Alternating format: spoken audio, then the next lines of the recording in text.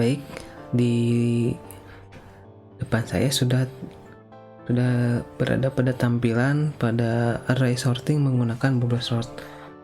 Mari kita coba ubah array sorting menggunakan bubble sort menggunakan selection sort. Datanya sama ya, datanya ini ij dan temp. Nah, di sini deklarasi variabel. Nah, jangan lupa untuk selection sort berarti kan dia mencari nilai yang paling minimum gitu kan ya. Nah, berarti kita cari atau berarti kita tentukan juga yang namanya indeks minimum. Berarti ininya tetap sama ya. Nanti kalau temporary pasti dia digunakan untuk menggunakan apa ya, variabel penyimpanan sementara. Tuh, variabel penyimpanan sementara, kemudian berarti indeks minimum, nilai minimum ya indeksnya, kemudian indeks yang current atau yang sedang berjalan,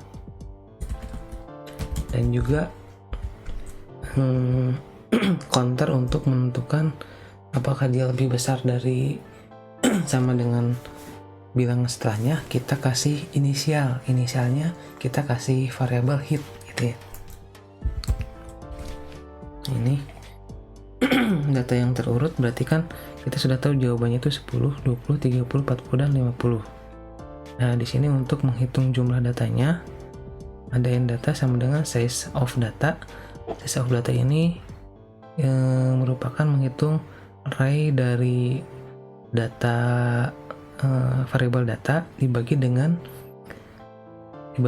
data ke indeks 0. Jadi kalau misalnya untuk yang integer itu dia bilangannya itu 4 byte gitu.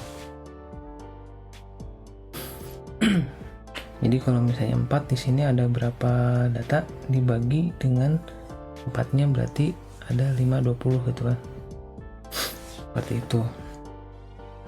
Nah, kemudian kita hitung dulu data sebelum disorting. Ini tetap masih kita gunakan ya, karena masih sama untuk menampilkan suatu bilangan array.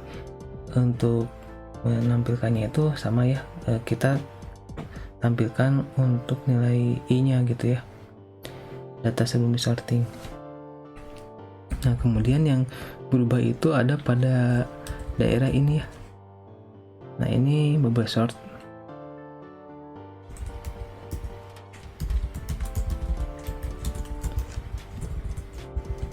Nah, kalau misalnya yang selection sort gimana? Yang selection sort, oh ini tidak bisa langsung dipakai ya. Kalau misalnya ada editor yang kalau misalnya satu blok bisa diubah langsung, dibuat komen. Kalau pakai Visual Studio Code biasanya bisa gitu ya. Kalau ini bisa nggak ya? Kita coba. Tetap harus seperti ini caranya. Nah, ini bisa ya di komen dulu. Kita save as, jangan lupa. Misalnya namanya array selection sort. Ini array selection sort. Di sini codingannya ya. Selection sort array. Kalau kita running kayak gimana ya? Akan terjadi ini datanya belum ada gitu. Coba ini, karena datanya pasti macam-macam, ini nggak bisa di descending ascending.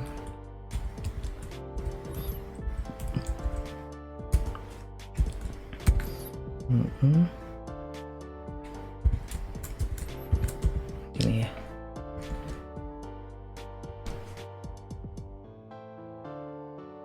Nah, ini datanya masih sama karena belum ada proses gitu ya. Nah, gimana caranya untuk mengubah atau mendapatkan nilai urutan indeks gitu. Nah, yang pertama berarti kita pastinya looping ya. Loopingnya agak mirip sama ini. Dia pasti akan melakukan looping mulai dari indeks ke 0 sampai dengan indeks terakhir. Caranya gimana? Caranya berarti for i sama dengan 0 lebih kecil, i lebih kecil sama dengan n data dikurangi 1, kemudian i plus plus. Nah, jangan lupa untuk supaya tidak pusing karena nanti akan banyak begin end-nya gitu, awalan dan akhirannya. Kita n for i. Dalamnya apa? Karena untuk selection sort itu nilai awalnya itu merupakan diinisialisasikan sebagai indeks minimum gitu ya. Berarti kita menggunakan indeks tadi variabelnya itu indeks min ini indeks min sama dengan data ke i. Ini disimpan sebagai indeks minimumnya. Jadi kalau misalnya looping yang ke 1, kedua, ketiga pasti yang di awalnya itu dijadikan sebagai nilai minimum, indeks minimum. Berarti langkah selanjutnya itu for yang keduanya itu ialah for j sama dengan i plus 1. Nah, untuk yang di dalamnya ketika kita berada pada looping di ke-1, berarti untuk looping dalamnya itu 1 plus 1. Artinya dia langsung mulai masuk ke looping yang kedua. Karena looping 1 itu kan dianggap sebagai nilai indeks terkecil. Oke, lanjut ya. Berarti j lebih kecil daripada n data. Nah, n data lebih kecil dari n data ya. Koma j plus plus. Kenapa n datanya tidak kurang dari 1? Karena tadi kalau misalnya ininya plus 1 berarti dia kan sampai dengan 6 kan ya. Sampai dengan 6 berarti yang di sini itu meningkat gitu, meningkat di awalnya itu nggak mulai asalnya i-nya itu mulai dari 1, berarti j-nya itu mulai dari kedua. Apa yang akan kita lakukan? Jangan lupa di sini n for j. Yang akan kita lakukan pada perulangan dalam yaitu if, kita lakukan if indeks minimum, jika indeks minimumnya itu dia lebih besar daripada data yang ke j, posisi j ya.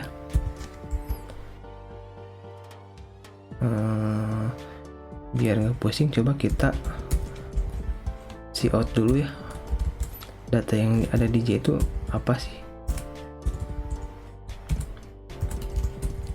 Isi data c, isi data c berarti data j. Biar dia ke bawah pakai inline. Coba kita running. Ini datanya itu 40 20 10 40 20 10. Oh, ini data yang pertamanya di sini ya. Kita kasih di sini cout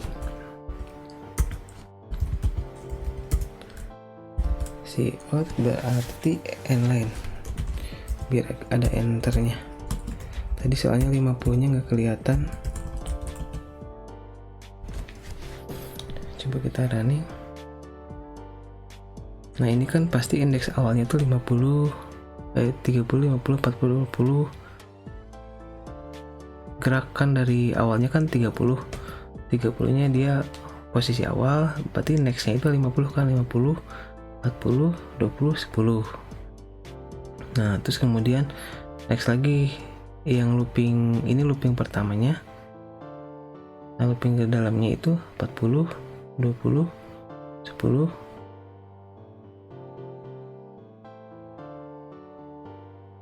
10, nanti digeser seperti itu. Ini untuk nilai awalnya gitu ya. 50, 40, 20, 10, 40, 20, 10, 20, 10, nanti yang terakhir 10. Nah itu cara bacanya ya. Pokoknya nanti ini kalau misalnya indeks ke I itu mulai dari 30, sedangkan untuk yang J itu kan plus satunya, berarti dia mulai dari 50, 50, 40, 20, dan 10. Ini 50, 40, 20, dan 10. Nextnya dari ini tuh bagian dalamnya lagi, bagian dalam kedua mulai dari 40, 20, 10, mulai dalam lagi 20 dan 10, dan yang terakhir sampai dengan dapatkan nilai 10. Nah ini udah on the track gitu ya. Kita komen aja dulu, kita lanjutkan yang ini.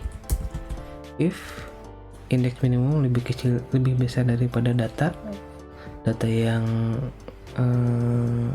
J, apa yang akan kita lakukan? Berarti kan yang jadi indeks minimumnya bukan lagi yang data yang sedang berjalan, data yang ini kan ya, tapi yang akan berjalan itu ialah indeks min sama dengan data ke J, indeks yang baru gitu kan. Nah untuk pengecekannya saya pakai hit untuk ngeceknya, berarti indeksnya menjadi sama dengan J posisinya. Nah selain itu, jika tidak pada posisi ini, maka ada di sini kan ya, ada di posisi di luar for ya. For J ini berarti if hitnya itu tidak sama dengan 0, maka nah ini menggunakan temporary yang tadi hampir mirip kayak bubble sort ya. Temporary sama dengan disimpan sementara data ini, dilakukan penggeseran posisi data I, berarti data ke I itu menjadi apa coba? Data ke I nya itu berarti menjadi indeks minimum. Ini indeks min, kemudian berarti indeks data indeks yang indeks min sama dengan temporary.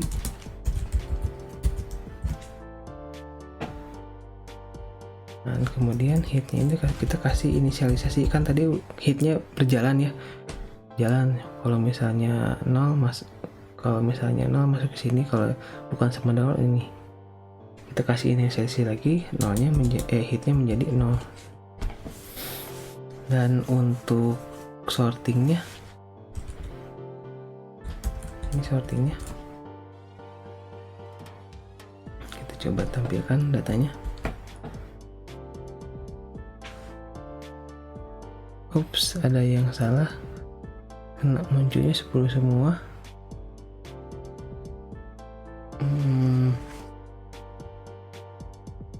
Yang tahu kenapa salahnya. Oke, karena ini ini karena kita menggunakannya data ke I kan, yang ini ya, bukan ke J lagi. J buat pemancingnya, berarti di sininya I ya.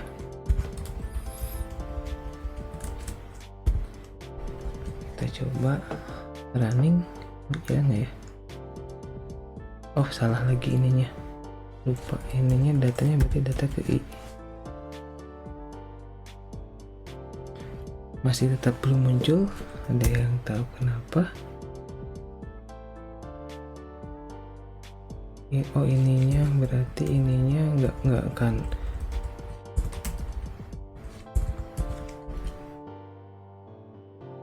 Ininya kebalik, ini harusnya I juga kan. Nah kok masih gagal ya? Berarti Kita coba telusuri dulu salahnya ada di mana.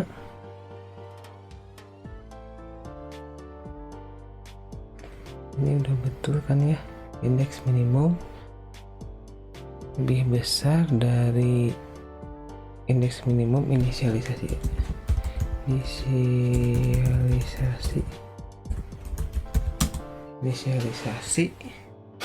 Kemudian ini J plus 1, J lebih kecil dari N data, J plus plus indeks minimum lebih besar dari data J. Ini indeksnya J.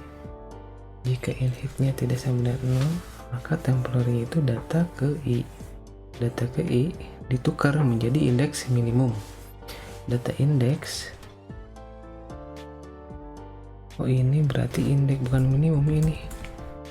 Ini indeks ya, benar-benar salah di sini.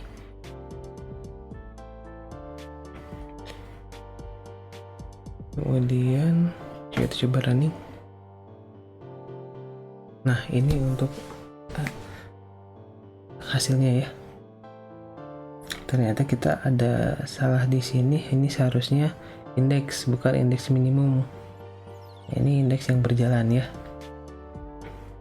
Itu. Save dulu. Nah, data salah diulang 10, 20, 30, 50, dan 50. Oke, mungkin itu saja untuk yang array selection sort. Terima kasih.